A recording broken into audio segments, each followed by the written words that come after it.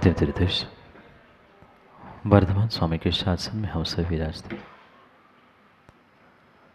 और उनकी यह पावन पीयूष देशना हम सभी के लिए परम उपकारी है। अनादिकाल से हमारी आत्मा में जो जन्म, जरा और मृत्यु रूपी रोग लगे, उन रोगों का उपशमन करने वाली कोई परम औषधि है तो वह एकमात्र यह जिनवाणी है। बाप्यात्माओं, यह हमारा जीवन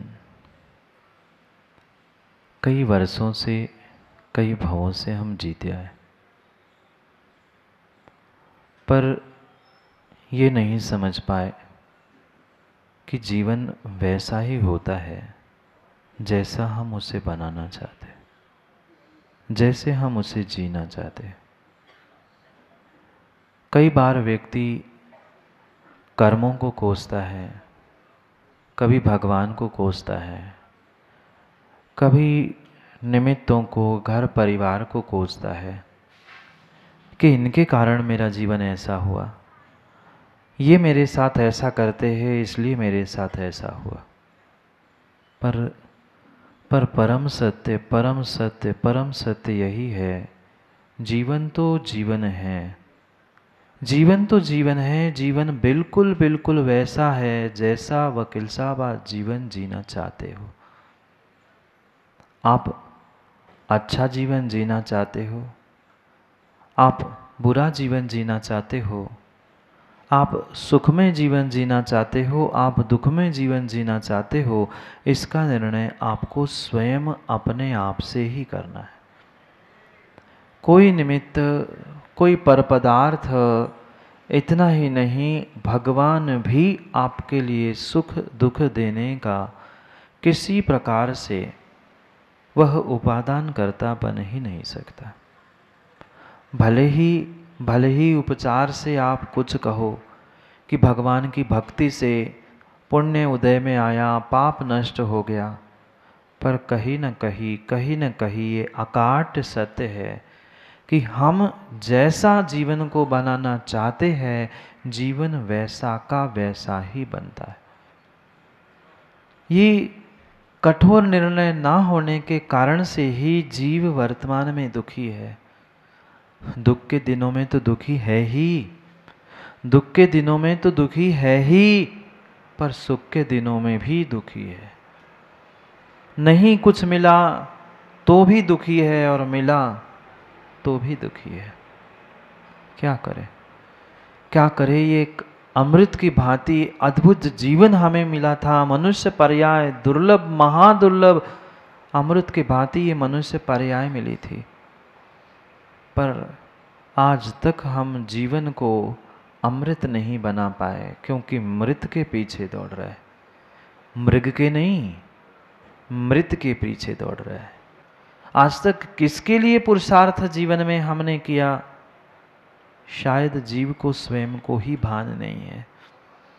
सुबह, दोपहर, शाम, रात, पूरा समय जो मृत रूपी, जो लंबे समय तक साथ देने वाला नहीं था, ऐसे उस धन दौलत रूपी पुद्गल के टुकड़ों के पीछे तुमने अपने इस पारस महल अमृत को भूल दिया।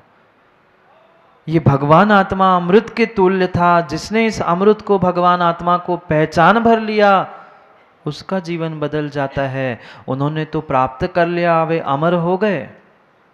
जे 101 तीर्थंकर भगवान की जो तुम आराधना कर रहे हो, उन्होंने अपने आप को अमृत कर दिया, अमर कर दिया। क्यों? क्योंकि वे मृत के पीछे, पुद्गल के पीछे, धन, लक्ष्मी, वैभव, संपदा आदि के पीछे नहीं दौड़ रहे थे। वे अगर खोज कर रहे थे, वे अगर प्राप्त कर रहे थे, तो अपने भीतर के वह धर्म रूपी अमृत को, अपने भीतर के आत्मा रूपी अमृत को प्राप्त करने का पुरुषार्थ कर रहे थे। और उन्होंने पुरुषार्थ किया और वे उस पुरुषार्थ में सफल भी हो गए। क्यों सफल हुए? क्या उनके पास कुछ विशेष था? रवि जी, उनके पास कुछ विशेष था? जो 2 हाथ 2 पैर एक मस्तक, जो आपके पास है वही वही उनके पास था। और मैं तो कहता हूँ आपसे कई गुना, आपसे कई गुना, आपसे कई हजार, कई लाख गुना उनके पास था। आपके पास कितना? आपके पास कितना सा धन? आपके पास कितना सा धन? जो जो ईंट ढोने वाला है, जो ईंट ढोने वाला है, संजय पारसमल, वो घर पे है? शैलेंद्र जी के पास होगा। शैलेंद्र जी, ईंट ढोने वाला है? कौन? कौन ढोता है ईंट? नहीं जानते? किसकी बात कह रहा हूँ? राहुल गधा? राहुल गधा नहीं। क्या एकाध गधा आपके घर के बाहर है? बोलो ना संजय भाई। एकाध गधा घर के बाहर पूछा मैंने, घर वालों की नहीं पूछी मैं। घर के बाहर क्या एकाध गधा, एकाध घोड़ा कुछ है? कुछ नहीं। क्या वैभव, कितने करोड़ घोड़े, कितने करोड़ हाथी, ये धन दौलत आपसे कई हजार कई लाख गुना उनके पास गुड्डा भाई था, पर फिर भी उन्होंने उसको छोड़ दिया, फिर भी उन्होंने उसको छोड़ दिया।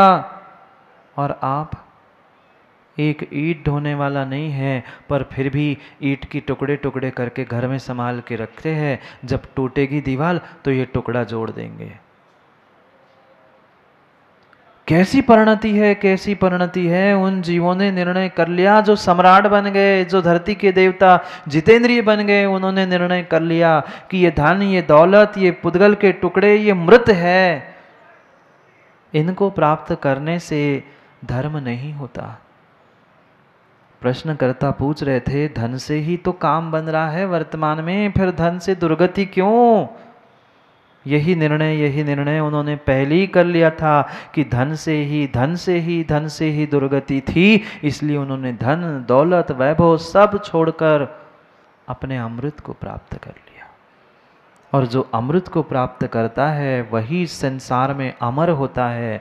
जो अमृत को प्राप्त करता है वही संसार में अमरता को प्राप्त होता है। हम मृत को प्राप्त कर रहे हैं, सो मृत्यु मिल रही है।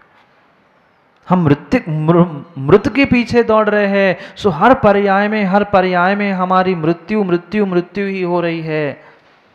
ये कितनी बड़ी भूल वर्तमान के जीव कर रहे हैं कि जीवों ने यही समझ लिया, बहुत पैसा, बहुत धन, बहुत दौलत कमा लूंगा और मैं फिर धर्मात्मा कहलाऊंगा।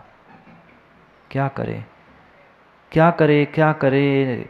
निर्मल पंडित जी जैसे लोगों ने, निर्मल पंडित जी जैसे कह रहा हूँ, निर्मल पंडित जी जैसे लोगों ने आज धर्म का पैमाना भी धन से ही नापना प्रारंभ किया। जो जितना अधिक धनी है, जो जितना अधिक पैसे वाला है, वही सबसे बड़ा धर्मात्मा वर्तमान में कहा जाता है। होता जरूरी नहीं है पैसे वाला ही धर्मात्मा हो। धन दौलत तो हर व्यक्ति के पास है, पर हर व्यक्ति धर्मात्मा नहीं है। पर क्या करे निर्मल जी, आप जैसे लोगों ने, आप जैसे तथाकथित धर्मात्माओं ने आजकल धर्म का हिसाब किताब ही बदल के रखा है, धर्म की परिभाषा ही बदल के रखी है। हमारे पास करोड़ नहीं होंगे महाराज जी तो हम धर्म कैसा करेंगे। कई सारे युवा आते, महाराज जी बहुत इच्छा है धर्म करने की बहुत सब इच्छा है, पर धन नहीं है। धन से धर्म नहीं होता। अगर धन से धर्म होता तो तीर्थंकर क्यों त्यागे, चक्रवर्ती क्यों त्यागे। नहीं है। धर्म भिन्न विषय है और धन भिन्न विषय है। दोनों परस्पर विरुद्ध बातें थी, पर क्या करे। धिक्कार है उन धन के लोलुपियों को, जो धर्म के लिए, जो धन के लिए धर्म, अपने ईमान, अपने शब्द, अपने माता पिता और पता नहीं किस किस को भी बेचने के लिए तैयार है, मात्र चंद पुद्गल के टुकड़ों के पीछे, चंद पुद्गल के टुकड़ों के पीछे, चंद पुद्गल के टुकड़ों के पीछे। मेम साहब, धन आज है कल नहीं है, कल नहीं था आज है, कोई उसका ठिकाना, कोई उसका ठिकाना नहीं है। अमिताभ जी, अकल तारा, अकल तारा शब्द ही कह रहा है, अकल और तारा। जिसके पास अकल आ गई वो तर गया। यही तो अकल, यही तो अकल हमारे पास नहीं आ रही है। हर व्यक्ति उस मृत मरे हुए पुद्गल के टुकड़ों के पीछे, कागजों के पीछे, धन दौलत के पीछे दौड़ रहा है, भाग रहा है। मैं धनपति कहलाऊंगा, मैं धर्मपति कहलाऊंगा, मैं बहुत बड़ा धर्मात्मा कहूंगा। आप ना धनपति हो, ना धर्मपति हो, ना धर्मात्मा हो, आप धनांध हो, आप धनांध हो। और जो जो धनांध है वो धर्मांध भी होता है। धर्मात्मा नहीं है पैसे कमाने वाले, धन कमाने वाले। वे पैसे वाले मात्र पैसे ही वाले हो सकते हैं, पर वे पैसे वाले धनांध और धर्मांध है। धर्मात्मा और धनांध में अंतर समझना। जो वास्तव में प्राप्त धन का सदुपयोग करता है, दान पूजा आदि आवश्यकों में उसे लगा लेता है, वास्तव में वही धर्मात्मा है। अन्यथा दिखाने के लिए पैसा कमा रहा है, प्रशंसा के लिए पैसा कमा रहा है, प्रशंसा के लिए दान देकर धर्म कह रहा है, यही व्यक्ति नियम से धर्मांध है, क्योंकि वह धनांध है। क्यों अंधानुकरण कर रहे हैं? क्यों अंधानुकरण कर रहे हैं? ये कहीं न कहीं हर व्यक्ति की भेड़ चाल चल रही। भेड़ चाल जानते हो आप लोग? माँ भेड़ चाल नहीं जानते आप लोग? भेड़ चलते वह पहली भेड़ जैसे गिरी, पीछे ये नहीं सीखता कि गिर रहा है, वो भी जाके एक के ऊपर एक सब एक साथ गड्ढे में, सब एक साथ गड्ढे में। यही तो समझ गई, यही तो अकल की हमें जरूरत थी कि धन दौलत जितना परिग्रह हम प्राप्त करते रहेंगे, जोड़ते रहेंगे, विश्वास मानना उतना वह दुर्गति का ही निमित्त बनेगा, दुर्गति का ही निमित्त बनेगा।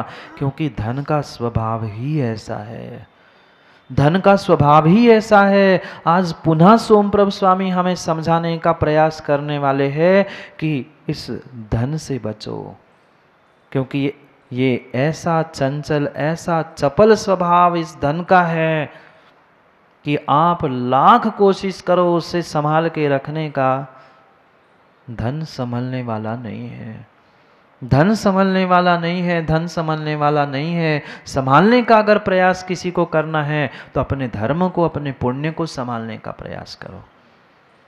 जिसके पास वह धर्म है, पुण्य है, उसके पास धन बिना प्रयास अनायास ही बरसता है। और जिसके पास धर्म नहीं है, पुण्य नहीं है, दिन रात बेचारा मेहनत करे। जाके देखो ना रोड पर राजीव जी, वे झाड़ू लगा रहे हैं रोड पर, नाली साफ कर रहे हैं, दूसरों की गंदगी साफ कर रहे हैं। सुबह से लेकर शाम तक 24 घंटे, 12-12, 18-18 घंटे बेचारे मेहनत कर रहे हैं, पर कितना कमा पा रहे हैं? और एक सेठ जी है, सुबह उठकर भगवान का अभिषेक पूजा करके वह 10 साढ़े 10 बजे दुकान पहुंचता है, मुनि को आहार देकर फिर दुकान में पहुंचता है। बिना प्रयास के ही 2 घंटे में, 1 घंटे में पता चला तीव्र पुण्य है तो आधे घंटे में ही सब काम राजू नहीं होता, होता है। पर वैसी श्रद्धा, वैसा समर्पण कुछ अंशों में ही तो मेरे भीतर आए। पर क्या करे, हमें ऐसा टूट विश्वास उस धन दौलत पर है। हम ये सोचते हैं धन से मेरा हर काम हो जाएगा, ऐसे पैसे फेंको और बोलो ना आगे तमाशा देखो। ये पंचम काल की बनाई हुई कहावतें हैं, ये वास्तविकता नहीं है। क्योंकि आप भी धन में बिक चुके हैं और सामने वाले को भी धन में बेचना चाहते हो। कहीं ना कहीं ये तुम्हारी भ्रांति है, तुम्हारा भ्रम है, जिस कारण से आप आज धर्म से, अपने आप से, अपने अमृत से दूर हो रहे हो। हर पर्याय में मृत्यु का एकमात्र कारण यही है कि इस धन के और लक्ष्मी के वैभव के पीछे हम दौड़ रहे हैं, भाग रहे हैं। ये तो पहले ही सोमप्रभ स्वामी समझा चुके, परिग्रह का त्याग कर लो। परिग्रह पाप है, सबसे बड़ा ये पाप है। पर फिर भी वहाँ अगर नहीं माने होंगे, नहीं समझे होंगे, तो पुनः कह रहे हैं, मैं क्यों कह रहा हूँ, समझो। ये धन, ये लक्ष्मी, ये कभी कभी वैभव किसी का लंबे समय तक आज तक रहा ही नहीं। रहा क्या? नहीं रही शेर जी, ये वसुधा काऊ की नहीं भाई। ऐसा कहा जाता है, ये वसुधा काऊ की नहीं भाई। ये वसुधा, ये धन, ये दौलत, ये भूमि, ये सोना, ये चांदी किसी की नहीं हुई नहीं गुड्डा भाई। कल किसी के नाम की खदान थी, आज तुमने ले ली, कल और कोई आएगा उसके नाम की होगी। ये वसुधा काऊ की नहीं भाई। ये धन, ये दौलत, ये लक्ष्मी काऊ की नहीं भाई, ये किसी की नहीं हुई। जो उसे प्राप्त करता है उसकी है, जब तक है तब तक है। जीव उस पुद्गल के टुकड़ों के पीछे दौड़ रहा है, पर धर्म रूपी चुंबक को प्राप्त कर लो ना। क्या बचपन में आपने वो चुंबक के साथ खेल नहीं खेला लिप्टन? कई सारे बच्चे खेलते हैं और शायद बहुत सारों ने खेला भी होगा। चुंबक का टुकड़ा ले लो, उसे बांध लो और घुमा लो। बहुत सारा जो सामान होता है वो रास्ते से इकट्ठा भी करके ले आते। कागज के नीचे चुंबक रख दो ऊपर, कागज के नीचे चुंबक रख दो ऊपर, देखो देखो जादू, नीचे से चुंबक घुमा रहा है और ऊपर से वही सुई पेन जो भी रखी वो घूम रही है। दुनिया तो ऊपर घूमते हुए को देख रही है, पर घुमाने वाले को तो पता है घूम कौन रहा है, घुमा कौन रहा है। ये पुण्य रूपी, धर्म रूपी वह चुंबक तुम्हें मिला है। ये धर्म और रूपी, पुण्य रूपी चुंबक तुम्हें मिला है। ये धन दौलत व लोहे के टुकड़े के समान है। जहां चुंबक है वहां लोहा, तो जहां चुंबक है वहां लोहा, लोहे के टुकड़े तो अपने आप खींचे चले आते हैं। आप लोहे के टुकड़े के पीछे वह कह दूं क्या,